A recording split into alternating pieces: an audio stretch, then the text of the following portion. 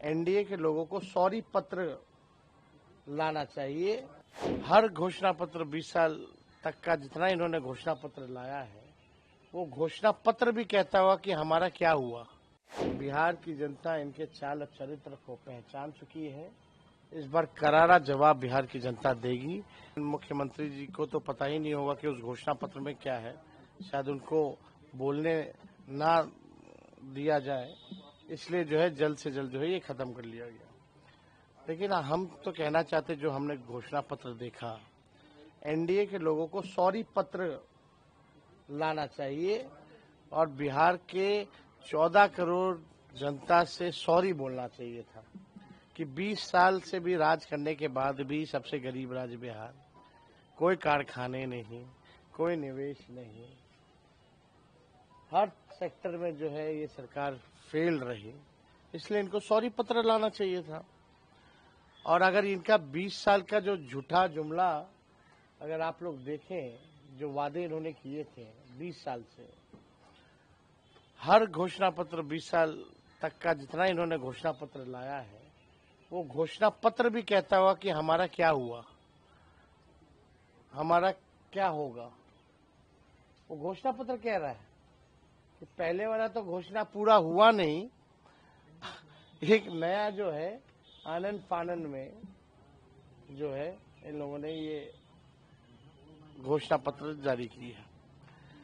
इसमें कई ऐसी चीजें, अब बताइए, स्कूल में मिड डे मील जो है वो देंगे, यानी इससे पहले जो है बढ़िया से ये लोग नहीं दे रहे थे। यानी आप देखिएगा, अस्पताल, मेडिकल कॉलेज हर जिले में निर्माण करेंगे।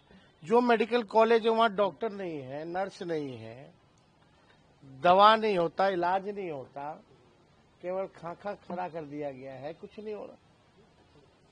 तो उस हिसाब से अगर आप देखें तो इन लोगों को सॉरी पत्र ला करके इन लोगों को माफी, बिहार 14 करोड़ बिहार की जनता से माफी मांगनी चाहिए। और ये तो ताज्जुब की बात है कि भाई 30 सेकंड में ही पूरा, हम लोगों ने भी घोषणा पत्र जारी किया, हम लोगों ने भी विजन को रखा, हम सब नेताओं ने अपनी बात को रखा।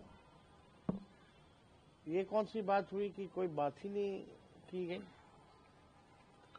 तो बड़ा अजब और गजब का आज का इनका घोषणा पत्र का समारोह जो था वो देखने को मिला। हर जिले में फैक्ट्री, भाई 20 साल से क्यों नहीं लगा रहे थे फैक्ट्री। और अमित शाह जी ने तो कह दिया कि भूमि की कमी है। तो ये केवल जुमला है। बिहार की जनता इनके चाल और चरित्र को पहचान चुकी है। इस बार करारा जवाब बिहार की जनता देगी। महागठबंधन की सरकार बनेगी और बिहार के लोग बेरोजगारी को खत्म करना चाहते हैं। इन लोगों ने इतना बेरोजगारी, महंगाई, गरीबी बढ़ा दी। आप देखिएगा 94 लाख कैसे परिवार, गरीब परिवार का, उनका क्या है इसमें, उनको कैसे मुख्य धारा में लाएंगे, आर्थिक न्याय उनके साथ कैसे करेंगे, कोई बात नहीं, कोई जिक्र नहीं। आपने सरकारी नौकरी को कहा उसको भी कॉपी कर आप बोलते हैं नकल तो कर ही रही, हर एक चीज का नकल कर दिया। 1 करोड़ नौकरियां रोजगार देंगे, हमसे पूछते हैं कि कहाँ से देंगे, ये कहाँ से देंगे, तो ये तो बताएं। 4 लागू है और गोलीबारी की घटना हुई है मोकामा में, जिस तरीके से गोली चली, एक व्यक्ति की मौत भी हो गई है। देखिए, लोकतंत्र में हिंसा की कोई जगह नहीं होनी चाहिए। और ये ताज्जुब में है हम लोग कि कोई व्यक्ति जो है अपने काफिला, एक तो 40-40 गाड़ियों का काफिला, और तो और हथियारों के साथ लैस कैसे घूम सकता है। इलेक्शन कमीशन क्या कर रही है, प्रशासन क्या कर रहा है, अब तक क्या कार्रवाई की गई है। हत्या हुआ है, कई गवाह हैं, एफआईआर हुआ है, चश्मदीदों ने घटना जो है वो बताई है कि किसने किया, कौन कराया, किसने गोली मारी, किसने गाड़ी से रौंदा। लेकिन प्रशासन के लोग चुप है,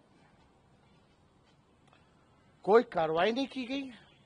यही है ना, गुंडों को, अपराधियों को संरक्षण कौन दे रहा है, और जंगल राज की बात कर रहे हैं ये लोग। जिन लोगों ने अपराधियों को पाला पोसा बड़ा किया, केवल अपनी कुर्सी बचाने के लिए इस्तेमाल कर रहे हैं जो लोग, आज उन लोगों को संरक्षण दिया जा रहा है और वही लोग जंगल राज की बात कर रहे हैं। इलेक्शन कमीशन को तो संज्ञान लेना चाहिए, सुमोटो लेना चाहिए कि ये कैसे हुआ, किस अधिकारी पे कार्रवाई हुई, कोई एक पुलिसकर्मी पे, कोई डीएसपी एसपी के पे कोई कार्रवाई नहीं की गई। तो आप समझ जाइए बिहार में स्थिति क्या है।